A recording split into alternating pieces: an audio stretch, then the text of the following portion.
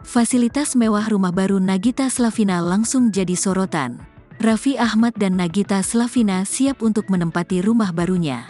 Rumah mewah dengan fasilitas yang tak biasa menjadikan Nagita Slavina tak sabar untuk pindah rumah. Salah satu fasilitas mewah yang ada di rumah baru tersebut adalah tidak adanya saklar. Untuk menyalakan lampu dan AC di rumah baru dioperasikan melalui handphone.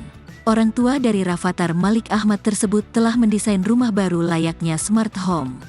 Nagita Slavina sempat kewalahan ketika harus mempelajari setiap tombol lampu yang ada di ruangan lewat handphonenya.